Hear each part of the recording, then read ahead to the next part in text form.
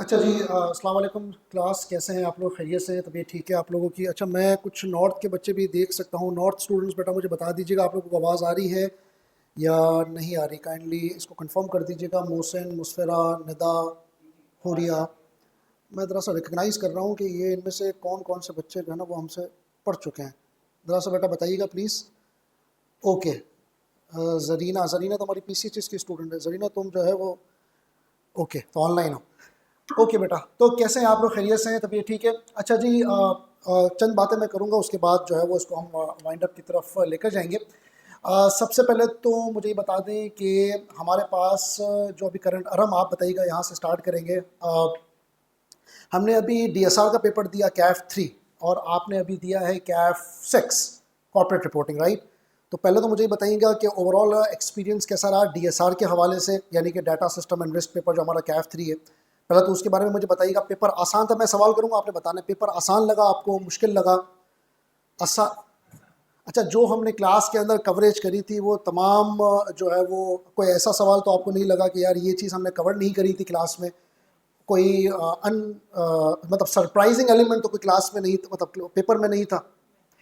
अच्छा, इसके अलावा मुझे ये बताइएगा क्या लगा कि आई कैप का जो ये जो एक हमारा कॉन्सेप्ट है कि आई कैप जो है वो पहली दफ़ा जब पेपर देगा तो पहली दफ़ा हमें अटेम्प्ट नहीं देनी, दूसरी दफ़ा भी अटेम्प्ट नहीं देनी, और तीसरी दफ़ा जाके हम देंगे ताकि एक पास पेपर्स हमारे पास आ जाए, तो हमें एक आई कैप का ट्रेंड पता चल जाए। तो क्या लगता है कि इस कॉन्सेप्ट के बारे में भी क्या कहेंगे?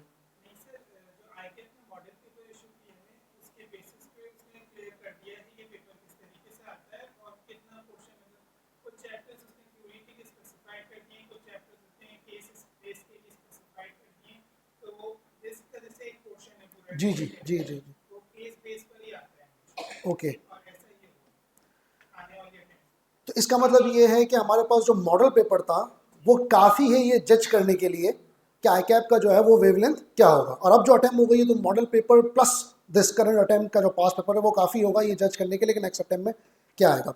अच्छा, इसके अलावा आपको कोई लिखने में कोई प्रॉब्लम आई? केस स्टडीज़ आए थे तो कोई ऐसी जो हमने ड्राफ्टिंग की प्रैक्टिस करी थी क्लास में विथ सो मैनी, जो हमारे पास जो एक्सपेक्टेड क्वेश्चंस थे, तो उसमें कोई प्रॉब्लम आई आपको क्लास उसमें?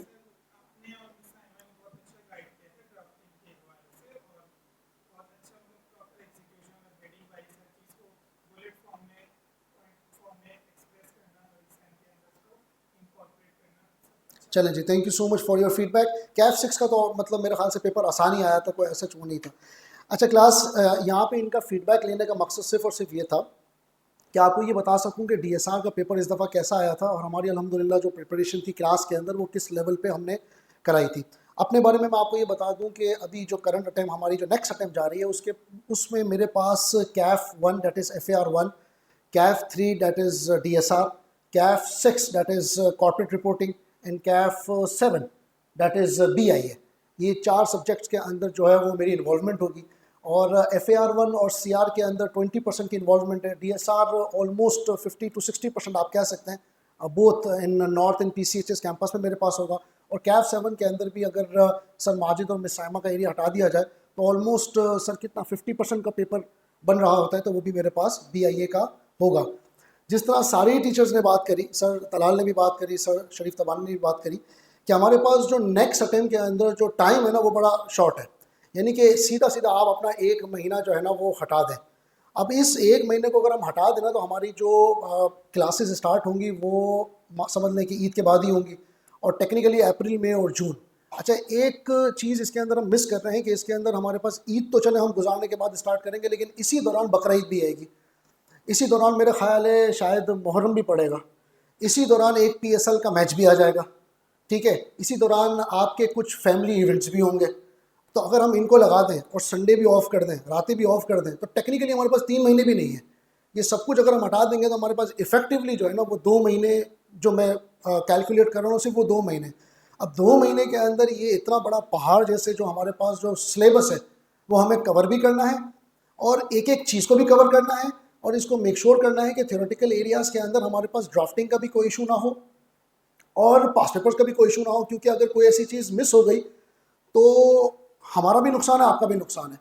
तो इस चीज़ को दिमाग में रख कर हमें मेरा ख्याल ये है कि हमें ईद के फ़ौरन बाद जो है वो क्लासेस को स्टार्ट करना पड़ेगा। एक बात तो ये हो गई। दूसरी बात जो मैं करना चाह रहा हूँ अपने एक्सपीरियंस से, जो मेरा लास्ट टाइम DSR का एक्सपीरियंस रहा, BIA मेरी 2 अटेम्प्ट हो गई, FAR1 2 अटेम्प्ट हो गई, CR की भी 2 अटेम्प्ट हो गई।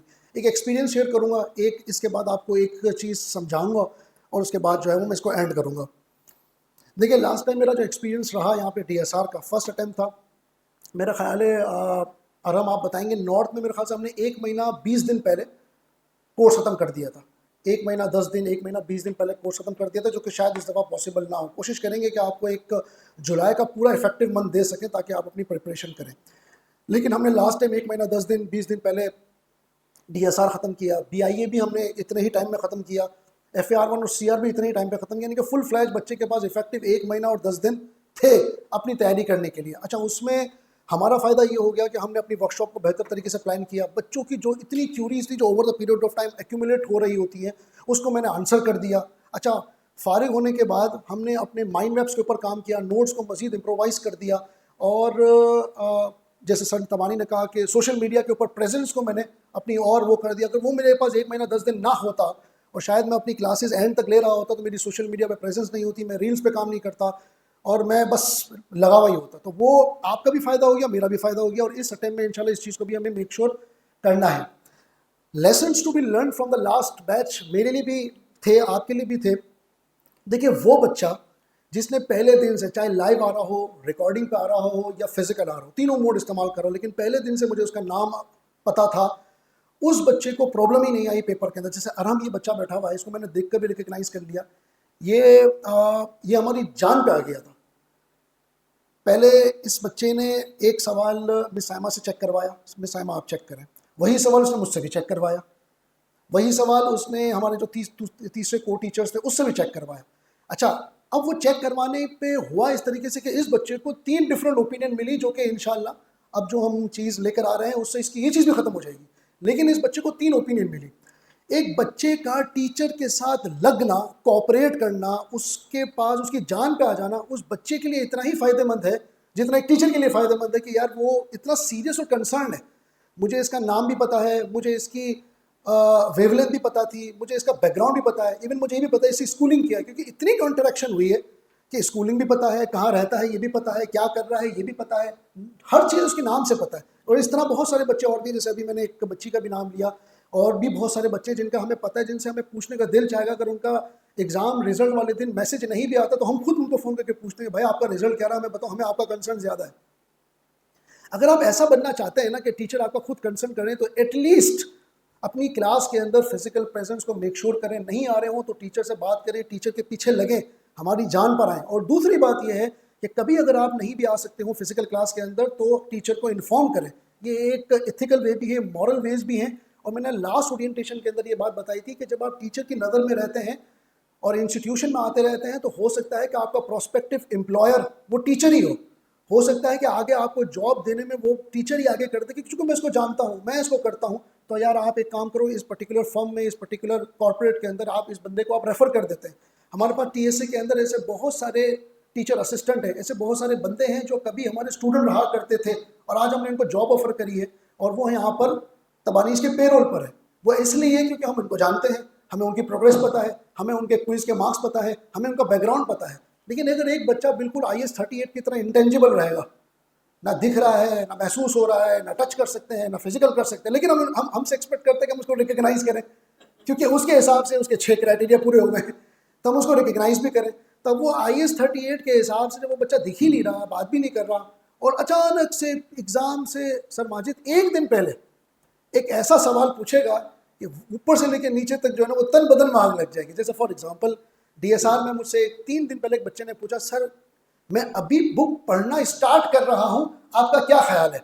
रमज़ान भी था, रोज़े भी थे, अब मैं इसको अपना क्या ख्याल बताऊँ कि 3 दिन पहले 600 पेज की अगर तू बुक पढ़ना स्टार्ट करेगा तो कैसे ये पूरी होगी। मतलब मैं अपने आप को अगर सोचूँ ना तो अगर हमारे मुल्क में शायद 7G या 8G भी आ जाए ना तब भी 3 दिन में वो बच्चा बुक नहीं पढ़ सकता, अनटिल वो बच्चा खुद ChatGPT ना हो, उसका भी पेड वर्जन।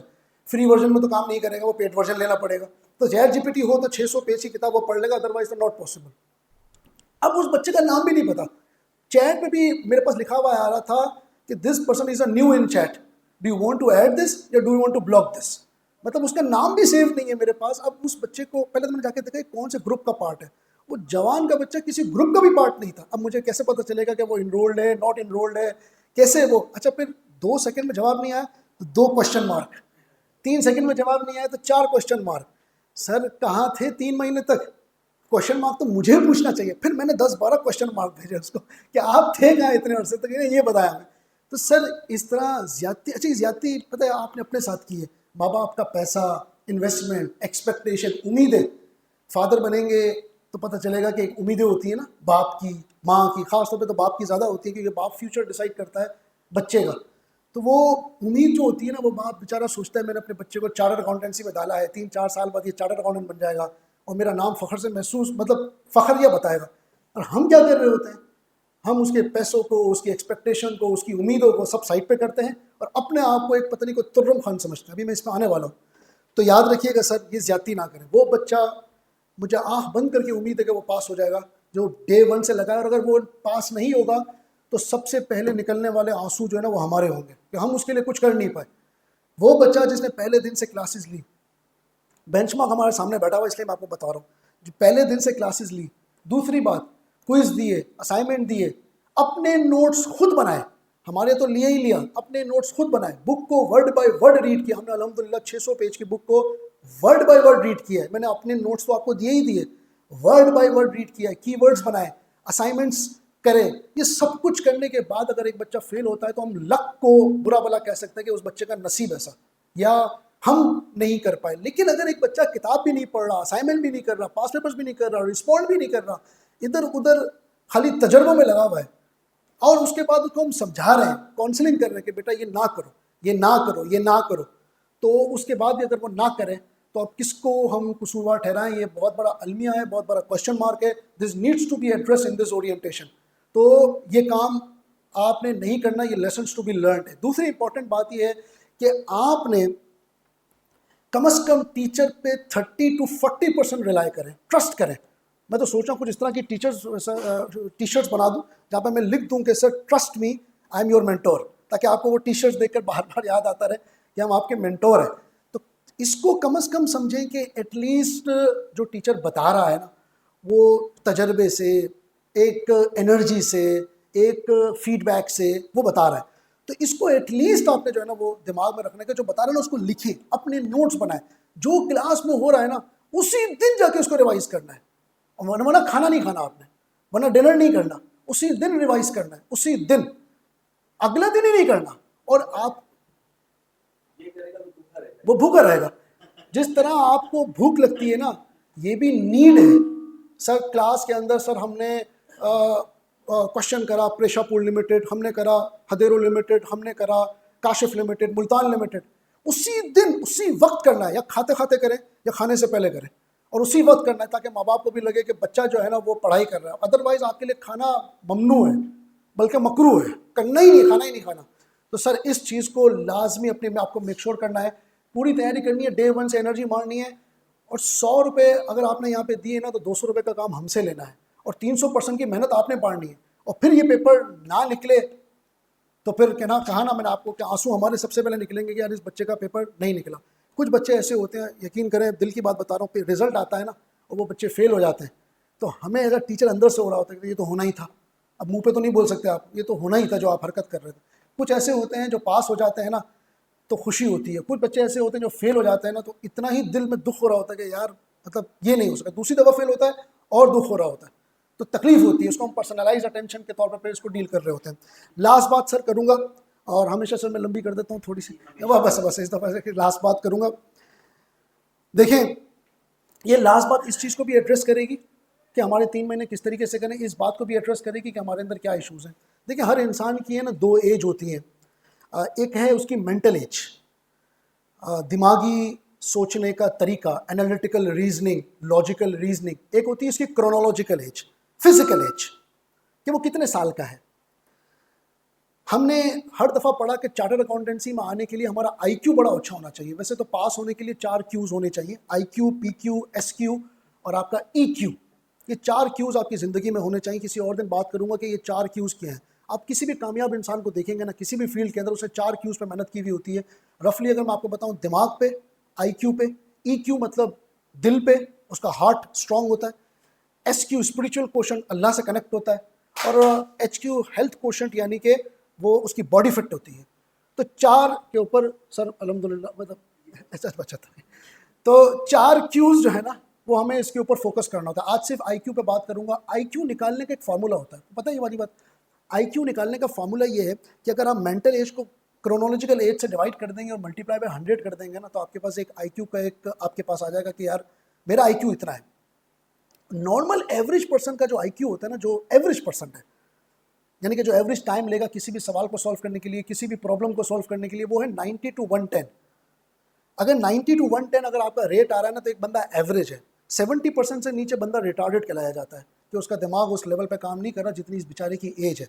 मतलब अगर किसी की 5 साल की एज है और वो 5 साल की एज जैसा बच्चा नहीं सोच पा रहा, तो उसका IQ 70 से कम है, वो यूजुअली रिटार्डेड, हम इसको एबनॉर्मल कहते हैं। 90 to 110 अगर आ रहा है तो नॉर्मल बच्चा, यानी कि एक नॉर्मल टाइम ले रहा है, जितना एक नॉर्मल बच्चा टाइम लेगा उस एज का उतना ही ले रहा है। यानी कि अगर आपकी मेंटल एज 20 है और क्रोनोलॉजिकल एज यानी कि आपकी फिजिकल एज भी 20 है और दिमागी एज भी 20 है, तो आपका IQ कितना आ जाएगा मल्टीप्लाई अगर हम 100 कर देंगे, तो बस ये बच्चा जितनी एज है उतना सोच रहा है। लेकिन अगर आपकी मेंटल एज ज़्यादा है, मतलब मान लीजिए आपकी मेंटल एज है 22, 23, 24, 25, दिमागी आपकी जो एज है ना वो ज़्यादा है, लेकिन आपकी क्रोनोलॉजिकल एज, फिजिकल एज 20 है। मतलब मान लीजिए आपकी मेंटल एज 30 है, 30 है, और क्रोनोलॉजिकल एज आपकी एज है वो 20 है, तो 30 डिवाइडेड बाई 20 मल्टीप्लाई बाई 100 करेंगे तो 150 आ जाएगा। तो इस बच्चे का जो IQ है ना वो 150 है। अस्सलाम वालेकुम सर, कैसे हैं, खैरियत से, तबीयत ठीक है? आ जाइए बेटा, ज़रा जल्दी आ जाइए, मैं आपके मतलब की बात कर रहा हूँ। तो हमारे पास 150 का IQ आ जाता है। इसका मतलब पता है क्या है कि तुम लोग क्या तो, क्लास खत्म हुई है आपकी? अच्छा। तो मेंटल एज को जब हम डिवाइड करते हैं क्रोनोलॉजिकल एज से और मल्टीप्लाई करते हैं 100 से, तो हमारे पास एक IQ निकल आता है। 140 से ऊपर अगर किसी का IQ आता है ना, तो वो आइंस्टाइन बनना शुरू हो जाता है। यानी कि इसका जो लेवल है ना वो आइंस्टाइन है, न्यूटन की कैटेगरी में आ जाता है 140 से ऊपर। अभी भी अमेरिका के अंदर मैं रिसर्च पे पढ़ रहा था कि एक ऐसी लेडी है, पूरे 7 अरब लोगों में एक ऐसी लेडी है जिसका IQ 240 पर टच कर रहा है।